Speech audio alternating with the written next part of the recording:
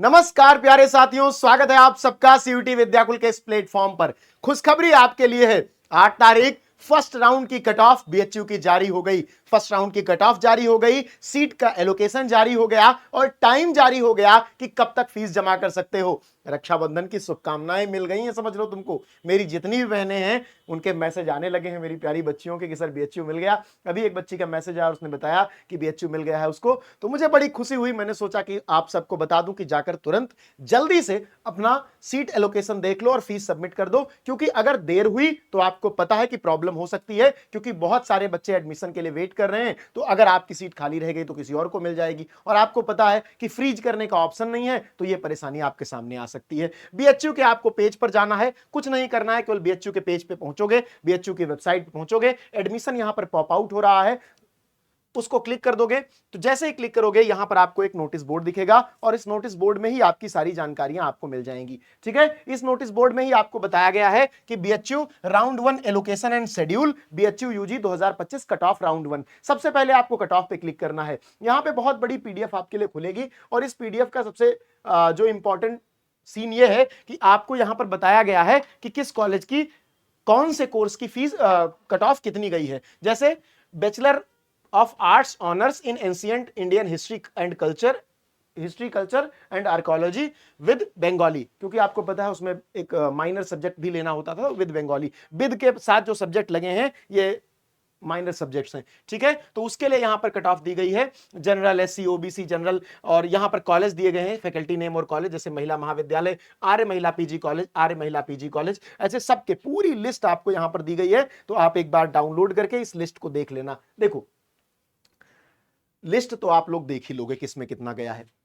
Main focus है कि हमारा एडमिशन हुआ कि नहीं हुआ। उसके लिए क्या करना है? उसके लिए आपको अपने समर्थ पोर्टल पर लॉगिन करना है, और समर्थ पोर्टल पर यह देखना है कि क्या आपको सीट एलोकेट हुई या नहीं हुई है। जो बच्चे समर्थ पोर्टल पर बीएचयू के लिए रजिस्ट्रेशन किए थे, अभी जाके चेक कर लो तुरंत। और जब वहां चेक करोगे और तुम्हें अपनी सीट दिखेगी, तो उसके बाद की क्या प्रोसेसिंग है उसके बारे में थोड़ी बात कर लेते हैं। एक यहां पर और लिंक है जो सबसे पहला वाला है, BHU UG round 1 allocation and schedule. इस पे जब आप क्लिक करोगे तो यहां पर आपको एक शेड्यूल दिखेगा। यहां पर कुछ बातें उन्होंने लिखी हैं, इन बातों पर एक बार गौर करते हैं क्योंकि ये जरूरी है। इन्होंने लिखा है allocation of seat live on candidate Samarth dashboard. ये कब से लाइव हो जाएगा?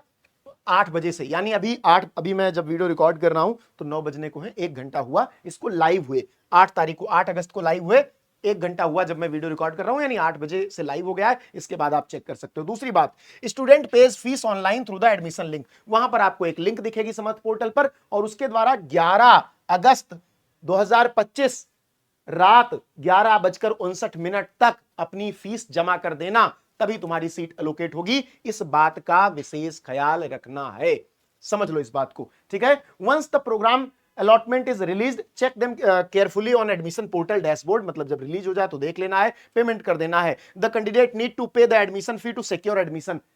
अपने एडमिशन को सिक्योर करने के लिए, उसे सीट को लॉक करने के लिए पेमेंट करना पड़ेगा। If candidate fails to pay the admission fee with in the deadline, it will be considered a cancellation of the allotted seat. Such candidate won't be considered for any further allotment rounds. अगर आपने fees नहीं submit करी तो यह मान लिया जाएगा कि आपने अपना सीट छोड़ दिया है, किसी आगे आने वाले सीट अलॉटमेंट प्रोसेस में आपको मौका नहीं मिलेगा।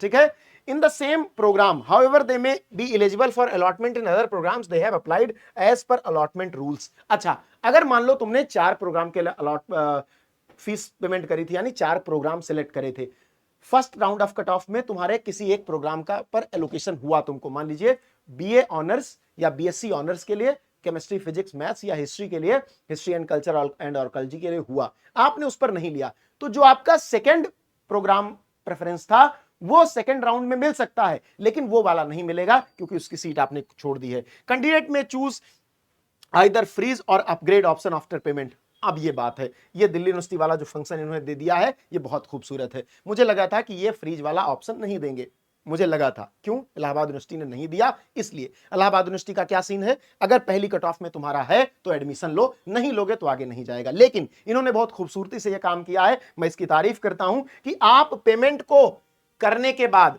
उसे फ्रीज या अपग्रेड कर सकते हो।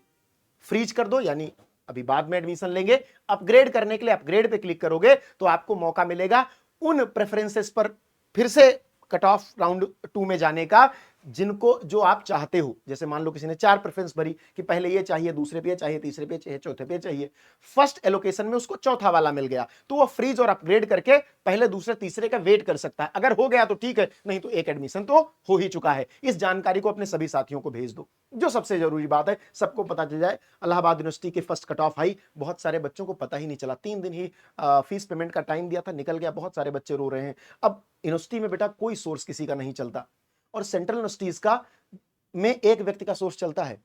अगर भारत की राष्ट्रपति द्रौपदी मुर्मू आपको अपने लेटर पैड पे लिख के दे दें तो आपका एडमिशन हो सकता है, क्योंकि वे क्या हैं? वे चांसलर हैं।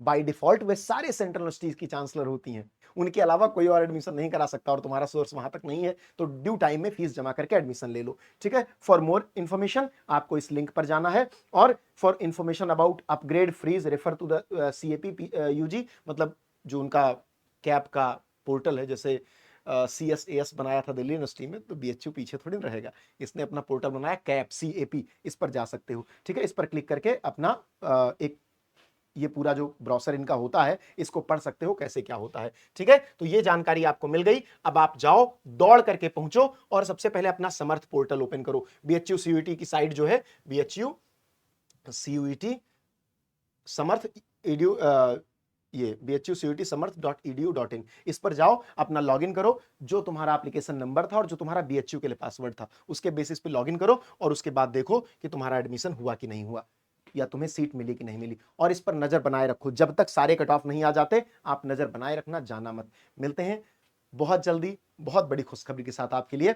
बहुत बड़ा इवेंट हम लोग प्लान कर रहे हैं। जो बच्चे सेलेक्ट हो गए दिल्ली यूनिवर्सिटी में, हमारे 500 से ज्यादा एडमिशन हुए हैं, और इलाहाबाद यूनिवर्सिटी में भी लगभग 100-150 एडमिशन तो कंप्लीट ही हो चुके हैं 2 राउंड में। और उसके बाद अब BHU का सेगमेंट खुला है, और जैसे ही BHU की कट ऑफ आई है, मैसेज आने शुरू हो गए हैं। क्या होता है कि एक उम्मीद होती है हमें कि एक बच्चा जो हमसे उम्मीद से हमारी तरफ देख रहा था, उसको हम क्या दे पाए, क्या हम उसको वो ड्रीम कॉलेज, ड्रीम यूनिवर्सिटी दे पाए?